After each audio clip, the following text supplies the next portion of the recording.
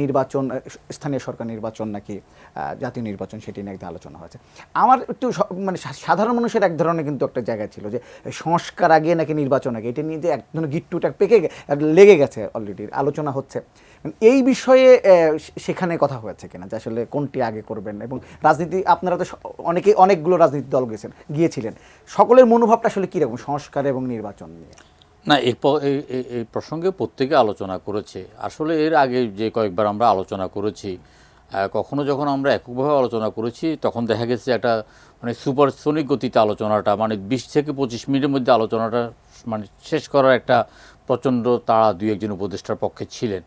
এবং আসলে তারা হয়তো অতীতে কোনো সময় কেউ কোনো রাজনীতির সাথে জড়িত ছিলেন, কিন্তু সার্বিক বিষয়ে আমার কাছে গতকালকে যেটা মনে হয়েছে যে আপনার মাননীয় প্রধান উপদেষ্টা একদম অত্যন্ত সুনির্দিষ্টভাবে যদি বলি যে উনি যে বিশেষ সহকারী নিয়োগ করেছেন সিনিয়র সচিবের পদমর্যাদা জনাব মনির হায়দার, আপনার মনির হায়দার তো বাংলাদেশের রাজনীতি সম্বন্ধে সম্পূর্ণ ওয়াকিবহাল, এবং বিশেষ করে আন্দোলনের শেষের দিকে তিনি খুব হৃদয়ে ছুঁয়ে যায় ধরনের কিছু আলোচনা করেছেন, যেটা আমরা স্মরণ করি। কালকে তার তৎপরতা লক্ষণীয় ছিল এবং সেই কারণে অনেকটা কিছুটা গোছালো ছিল আলোচনাটা। কিন্তু আপনার যে বিষয়টা এখানে আসবে, মানে অবশ্যই আলোচনার মধ্যে আসবে এবং প্রত্যেকে আলোচনা করবে, সেটা আমরা আমাদের আশঙ্কা থেকে আলোচনা করছি।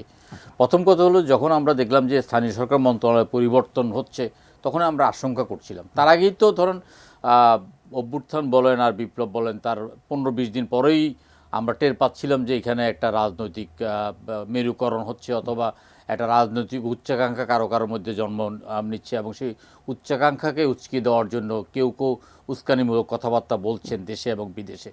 তো সেক্ষেত্রে যে জিনিসটা, যে কোনো অবস্থায় তো আমরা চিন্তাই করতে পারি না যে আপনার স্থানীয় সরকার নির্বাচন, তো ব্যাপারটা দেখা যাচ্ছে স্থানীয় সরকার নির্বাচনের ব্যাপারে সরকারের এক ধরনের প্রচণ্ড একটা চিন্তা থাকতে পারে। আমরা 2-3টি রাজনৈতিক দল ছাড়া প্রত্যেকটা রাজনৈতিক দলে বলেছি যে এই মুহূর্তে আমাদের স্থানীয় সরকার নির্বাচনের কোনো প্রয়োজন নাই। কেউ বলেছে যে এটা করলে অত্যন্ত আত্মঘাতী হবে, খুন খারাপি হবে, তত্ত্বাবধায়ক সরকার ব্যর্থ হবে, সুতরাং জাতীয় নির্বাচনের কথা। তাহলে এবং আমরা দেখেছি যে যারা সংস্কার কমিটির চেয়ারম্যান আছেন তারা আপনার মানে এটা শুনেছেন, এবং বিশেষ করে ডক্টর ইউনূস সাহেবকে আমার কাছে কালকে একজন ভালো শ্রোতা মনে হয়েছেন। তিনি একদম ভাবলেশহীনভাবে তিনি বক্তব্য শুনেছেন। তিনি কারো বক্তব্যে মাথা নাড়েন নেই, কারো বক্তব্যে বিরক্তিও প্রকাশ করেন নেই, কারো বক্তব্যে তিনি আপনার তার ঠোঁটের কোণায় হাসির রেখাও ফুটে ওঠেনি। তিনি এককভাবে এক দৃষ্টিতেই উনি তাকিয়েছিলেন। সুতরাং আমরা ওনাকে রিড করতে পারছি না যে আসলে ওনার মধ্যে কী চলছে, কী কাজ চলছে। যদিও আমরা সেখানেও বলেছি আপনারা যে আপনি ডিসেম্বরের মধ্যে নির্বাচন দেবেন বলছেন, এটা বিশ্বাস করছি। আমরা বাইরে এসে আমরা আপনার জাতিকেও জানিয়েছি যে আমরা এটা বিশ্বাস করতে চাই যে ডক্টর ইউনূস সাহেবের যে কথা, এই কথার কোনো বরখেলাপ হবে না। কিন্তু একটা আশঙ্কা তো থেকেই যাচ্ছে, একটা একটা একটা একটা চিন্তার বলিরেখা তো আমাদের মধ্যে ফুটে উঠছে, এবং কালকে অধিকাংশ রাজনৈতিক দলের নেতারা এই কথাগুলোই বলেছেন। অপ্রাসঙ্গিক কিছু সংস্কারের প্রস্তাব যেটা আনা হলে সেটা তো আমরা মানব না, এটা মানার কথা না ধরেন, এবং এটা কারো চাহিদাও না। আপনি তো সংস্কারটা একটা রাষ্ট্র পরিচালনা করার জন্য কি কি সংস্কারের দরকার এটা তো আপনারা জানেন। আমরা যারা রাজনীতি করি আমরা সংস্কারের কথা বলি। রাষ্ট্র সংস্কার আন্দোলন নামে একটা রাজনৈতিক দলই আছে। আপনার জুনায়েদ সাকি সাহেবরা নতুন রাজনৈতিক বন্দোবস্তের কথা বলেন। বিএনপি তার 27 দফা একটা সংস্কার প্রস্তাব এনেছে, না 27 দফা, ওনাদের 27 দফাকে পরবর্তীকালে প্রায় 40টি রাজনৈতিক দলের সাথে ঘন্টার পর ঘন্টা মিটিং করে 31 দফা একটা সংস্কার প্রস্তাব এনেছেন। তাহলে সংস্কারের মধ্যে একটা আছে স্বল্পমেয়াদী, একটা আছে মধ্যমেয়াদী, একটা আছে দীর্ঘমেয়াদী। আমরা কিছু গ্রহণ করব, কিছু একেবারে বাদ দেব। যেমন কিছু কিছু ব্যাপার ধরেন, আমি এখনই আপনাকে বলতে পারি যে আমরা মনে করি যে আপনার আমরা একটা জনবহুল দেশ, কিন্তু প্রায় ধরতে গেলে 99% আমরা এক ভাষাভাষীর লোক, একই ভাষায় কথা বলি, মানে একই ইয়ে করি। সেখানে আপনার প্রদেশ করাটা এমনি তো সরকারের ভারে আমরা আক্রান্ত, সরকারকে পালতেই তো আমাদের ট্যাক্সের টাকা সব চলে যাচ্ছে। সুতরাং নতুন করে আবার এখানে প্রাদেশিক সরকারের আমরা প্রয়োজন মনে করছি না। আমরা আবার সংসদের মেয়াদ 4 বছর, এটাকেও কোনো রাজনৈতিক দল এটা দাবি করেছে, এটা আমরা মনে করছি না। ব্রেকফাস্ট, টিফিন কিংবা স্ন্যাক টাইমে মজাদার আয়োজন মানে অল টাইম ব্রেড। তারপর প্রফেশনাল নির্বাচন সেটা বাংলাদেশে এমনি গণতন্ত্র, মানে ভঙ্গুর গণতন্ত্র, গণতান্ত্রিক চর্চাই হয় নাই। আপনি 2-1টা রাজনৈতিক দলকে আমরা দেখেছি যে সেমিনারে তারা বলে যে সুইডেনে আপনার পিয়ার নির্বাচনে হয়, তারপরে ডেনমার্কে হয়, নরওয়েতে হয়। তো সুইডেন, ডেনমার্ক, নরওয়ের উদাহরণ দিয়ে বাংলাদেশে এগুলো করতে যাওয়াটা মানে কি রাজনৈতিকভাবে আরও বিভাজন সৃষ্টি করা। এই কথাগুলো হয়তো আমরা সুযোগ পেলে বলবো, কিন্তু সর্বোপরি যে কথাটা বলেছি, আমরা ডক্টর ইউনূস সাহেবকে বলেছি, আপনি দয়া করে, করুণা করে, আপনি মেহরবানি করে আপনি আপনার উপদেষ্টা মণ্ডলীতে আগে সংস্কার করেন, আপনি আপনার উপদেষ্টা মণ্ডলী পরিধি বৃদ্ধি করেন, কারণ আইন শৃঙ্খলা পরিস্থিতি অত্যন্ত ভয়াবহ। আচ্ছা, এই বিষয়টা কথা বলবো আমরা, কথা বলবো নিশ্চয়ই 2 বছর যে প্রত্যাশা সেটা নিয়ে কথা বলবো আমরা। মজিবুর রহমান মঞ্জু, আপনার কাছে জানতে চাইবে, ওই যে জুলাই চার্টার নিয়ে কথা হচ্ছে, যে এই সংস্কার যে সংস্কারের যে প্রস্তাবনাগুলো আছে, কোন রাজনৈতিক দলগুলো কোনটি পছন্দ করছে, কোনটি সমর্থন করছে না, সেগুলো সরাসরি ওয়েবসাইটে দিয়ে দেওয়া হবে, এবং তারপর যারা যারা যে সবগুলোতে যারা সবাই একমত হয়েছেন সেটি দিয়ে একটা জুলাই চার্টার ঘোষণা করা হবে, সবাই সেখানে সিগনেচার করবেন। কিন্তু অনেকে কিন্তু একটা সন্দেহ করছে যে সে বেশিরভাগ সংস্কার সব রাজনৈতিক দলগুলোর ঐক্যমত আসলে সম্ভবই না। তো সেখানে আসলে জুলাই চার্টার কতটা সম্ভব বলে মনে করেন? একটা বিষয় হচ্ছে যে আমরা কিন্তু কিছু জায়গায় সম্মত হয়ে গেছি আগে।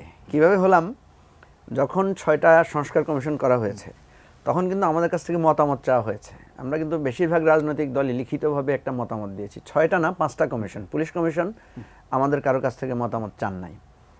5টা কমিশনও কিন্তু মতামত চাওয়ার কথা না, বলেছিল যে তারা একটা সংস্কার প্রস্তাব দিবে, দেন ওটা নিয়ে আমাদের সাথে তখন আলোচনা করবে। কিন্তু যে কোনো কারণেই হোক 5টা সংস্কার কমিশন আমাদের কাছে চিঠি দিয়েছে, আমরা কিন্তু একটা প্রস্তাব বা আমাদের চিন্তাগুলো আমরা তাদের সাথে শেয়ার করেছি।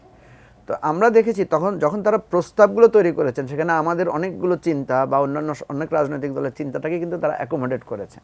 যেমন আমি উদাহরণ হিসেবে বলতে পারি, যেমন তারা বলেছেন যে আপনার দ্বিকক্ষ বিশিষ্ট সংসদ। তো দ্বিকক্ষ বিশিষ্ট সংসদের কথা তো বিএনপির মানে প্রস্তাবনাতেই আছে, ঠিক আছে। তো এখন বিষয় যেটা দাঁড়াচ্ছে সেটা হলো আরও অনেকগুলো বিষয়, প্রধানমন্ত্রী এবং রাষ্ট্রপতির ক্ষমতার ভারসাম্য সহ আরও বিভিন্ন দিকগুলো আছে, আমি বিস্তারিত বলছি না সময়ের কারণে। তো এখন দেখা যাচ্ছে ওনারা যদি আগে আমরা যে প্রস্তাবগুলো দিয়েছি সেগুলো থেকে ওনারা কিন্তু একটা, আমি কিন্তু এটা সেখানে বক্তব্য বলেছি যে একটা তালিকা কিন্তু ওনারা করতে পারেন যে কোন কোন বিষয়ে আমরা আগে ঐকমত্য হয়ে গিয়েছি। আচ্ছা, ঠিক আছে। সুতরাং একটা জায়গা কিন্তু এখানে এখনই করা যায় যে রাজনৈতিক দলগুলো এই 4টা বিষয়ে বা এই 5টা বা 6টা কমিশনের এই কয়েকটা বিষয়ে তারা সবাই আগেই কি হয়ে গেছে, একমত হয়ে গেছে। এখন দ্বিমত কিসে নিয়ে, উনি যেমন বললেন প্রাদেশিক বিষয় নিয়ে দ্বিমত থাকতে পারে, যেমন আমরা কিন্তু দ্বিকক্ষ বিশিষ্ট সংসদের ব্যাপারে আমাদের দ্বিমত আমরা বলেছি। আমরা দ্বিকক্ষ না বলে আমরা বলেছি যে আরও 100টা আসন বৃদ্ধি করে 300টা আসন সরাসরি নির্বাচন হবে, 100টা আসনে মানে পিআর সিস্টেমে অ্যাকোমোডেট করা হবে। সেটা অন্য আলোচনা, আমরা যখন যাব সেখানে আমরা বলবো। যেটা সর্বশেষ প্রফেসর ইউনূসও এই কথাটা বলেছেন যে আমরা যখন এখন সবার কাছ থেকে মতামত চাইব, কোনগুলোতে ওনারা একমত হয়েছেন সেগুলো ওনারা বলবেন, কোনটাতে তাদের দ্বিমত আছে সেটা আমরা বলবো। এবং যখন দেখা যাবে যে একমত কী কী, দ্বিমত কী কী, দ্বিমতগুলো কারা কারা করেছেন, তখন যেটা হতে পারে, যেমন এই যে আজকে আপনি টকশোতে আমাদেরকে ডেকেছেন, তখন আপনি হয়তো দেখা যাবে যে উনি হয়তো একটা বিষয়ে দ্বিমত, ওনাকে জিজ্ঞেস করতে পারেন যে আপনি এটাতে দ্বিমত কেন। এইভাবে ডায়ালগ, আমাদের আর্গুমেন্টাল ডিসকাশন, দেন পাবলিক হিয়ারিং, এভাবে করতে করতে হয়তো দেখা যাবে উনি যেটার সাথে দ্বিমত পোষণ করছেন সেটাতে উনি হয়তো ডিসকাশনে ওনার কাছে মনে হবে যে না, আমি দ্বিমত না, আমি হচ্ছে ঠিক আছে একমত হলাম। আবার আমরা যেটাতে একমত পোষণ করছি বা আমাদের দ্বিধা আছে, আমরা যখন বললাম যে না, আমরা একটা কনসেনসাসে আসলাম। কিছু জায়গায় যদি আমরা একমত হই আর কিছু জায়গায় যদি দ্বিমত থাকি, দ্বিমতের বিষয়টাকে আমরা কীভাবে সলভ করব, সেটাকে আমরা পাবলিক হিয়ারিংয়ে যাব, নাকি গণভোট নিব, নাকি বলবো যে ঠিক আছে এটা গ্রহণযোগ্য হয় না, এটা বাতিল, নাকি এটা বলবো আচ্ছা এটা আমাদের ইন ফিউচারের জন্য আমরা রাখলাম। যেগুলোতে আমরা একমত হব সেগুলোর বাস্তবায়ন প্রক্রিয়াটা কি হবে, সেই বাস্তবায়ন প্রক্রিয়ার জায়গাটা নিয়ে আমরা আলোচনা করতে পারি। সেগুলো কি এই সরকার করবে, কিভাবে করবে, কতটুকু করবে। যেমন ধরুন সংবিধান সংস্কার, সংবিধান সংস্কারের প্রসেস তো নানা রকমের আছে, তো এগুলো লম্বা কথা আছে। আমাদের মনে হচ্ছে যে এটা একটা লাইনে চলে আসছে, আস্তে আস্তে আস্তে আস্তে এটা একটা শেপ নিয়ে নেবে। এবং এই ঐকমত্য কমিশন যদি কাজ করে প্রপারলি, তাইলে এটা একটা শেপে যাবে। তবে যেটা সেলিম ভাই বলেছেন, আমি সেটা প্রসঙ্গক্রমে বলি, যেমন আপনার স্থানীয় নির্বাচন আগে না জাতীয় নির্বাচন আগে, এটা কোনো এখানে সংস্কারের কমিশনের সাথে কোনো রিলেটেডই বিষয় না। এটা হচ্ছে ইলেকশন কখন কোনটা হবে, কি অবস্থা যাবে।